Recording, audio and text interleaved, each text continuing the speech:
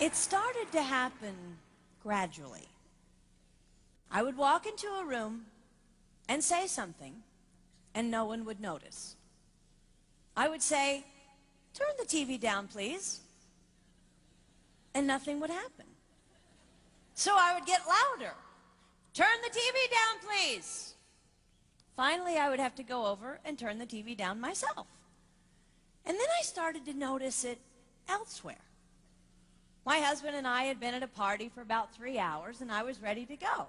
I looked over, and he was talking to a friend from work, and I walked over, and he kept right on talking. He didn't even turn toward me. That's when I started to put it together.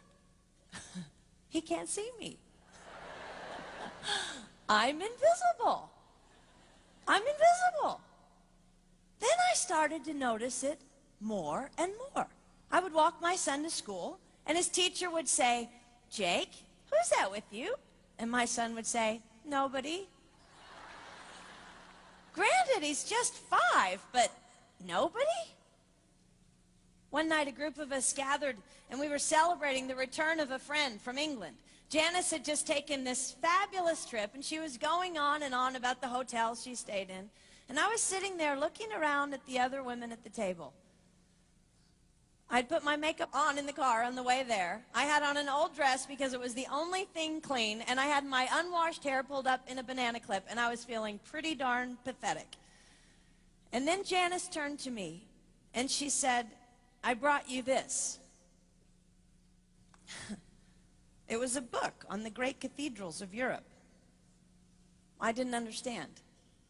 And then I read her inscription. She wrote, "With admiration for the greatness of what you are building when no one sees." You can't name the names of the people who built the great cathedrals. Over and over again, looking at these mammoth works, you scan down to find the names, and it says, "Builder, unknown, unknown, unknown." They completed things not knowing that anyone would notice. There's a story about one of the builders who was carving a tiny bird inside a beam that would be covered over by a roof. And someone came up to him and said, "Why are you spending so much time on something no one will ever see?" And it's reported that the builder replied, "Because God sees." They trusted that God saw everything. They gave their whole lives for a work, a mammoth work they would never see finished. They showed up day after day.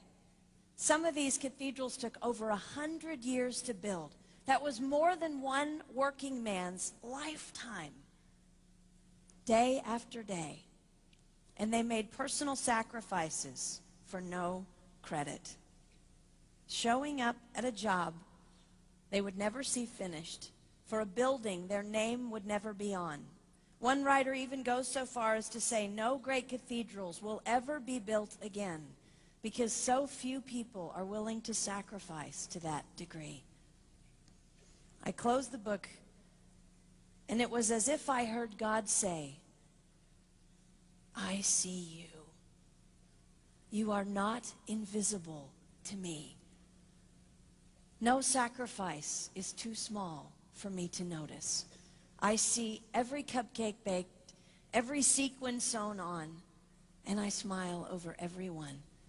I see every tear of disappointment when things don't go the way you want them to go. But remember, you are building a great cathedral. It will not be finished in your lifetime, and sadly, you will never get to live there. But if you build it well, I will." At times, my invisibility has felt like an affliction to me. But it is not a disease that is erasing my life. It is the cure for the disease of self-centeredness. It is the antidote to my own pride. It's okay that they don't see. It's okay that they don't know. I don't want my son to tell the friend he's bringing home from college, "You're not going to believe what my mom does. She gets up at 4 in the morning and she bakes pies and hand bakes a turkey and she presses all the linens." Even if I do all those things, I don't want him to say that. I want him to want to come home. And secondly, I want him to say to his friend, you're going to love it there. It's okay that they don't see. We don't work for them. We work for him. We sacrifice for him. They will never see. Not if we do it right. Not if we do it well.